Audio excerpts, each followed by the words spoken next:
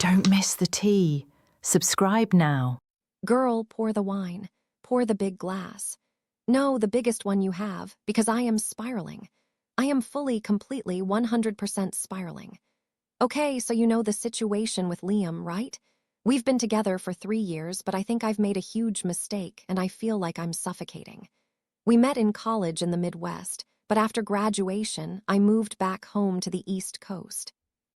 We did long distance for a year, and I was so miserable without him that I moved my entire life out here to be with him. I thought it was going to be a grand romantic adventure, but it's a tragedy. I've been here for almost a year and I am drowning. He is on his home turf with his family and friends, and I have no one. Zero. Zilch. He'll text me, "Hey babe, grabbing beers with the guys," and I'm just sitting there, staring at the wall. The resentment is rotting me from the inside out. I look at him and I feel jealous of his happiness. I miss the East Coast energy, I miss the directness, I miss the food. He tries to be supportive, but he doesn't get it. He's never been the outsider.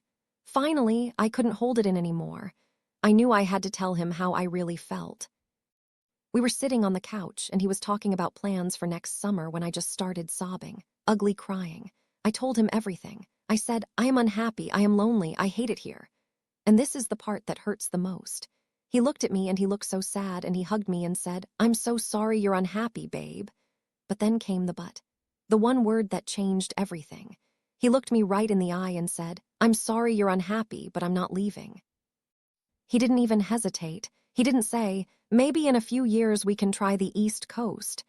He didn't say, "Let's look for a compromise." It was a hard no. His refusal felt like a slap in the face. I moved my entire world for him. I uprooted everything. And he isn't willing to even consider doing the same for me. It makes me feel like I love him more than he loves me. So now I'm in this limbo. Every couple of months I fly back home to visit, and the second the plane touches down, I can breathe again. But when I have to come back here, I get this literal nausea. I cry on the plane. You're not supposed to feel physically ill about going back to the place where you live with the love of your life, right? And now, there's a ticking time bomb. He wants us to sign a lease together. He thinks if we officially live together, I won't be lonely anymore. But all I hear is the click of a lock. I feel like I'm walking into a trap.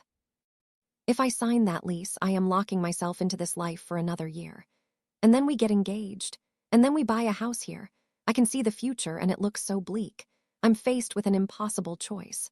Choice A, I stay with the man I love, but I have to accept that I will likely never live on the East Coast again. I will be a visitor in my own home for the rest of my life. Or choice B, I leave. I pack my stuff and go home to the place that makes my soul happy, but I lose him. If I choose my happiness, I have to break my own heart. The thought of signing that lease makes me want to hyperventilate. But looking him in the eye and saying, "I'm leaving you because I hate your state," sounds insane. Is this just a phase? Or is this my gut screaming at me to run before I get stuck here forever? What do I do? Do I stay and suffer for love, or do I leave and suffer from heartbreak? Tell me, am I crazy?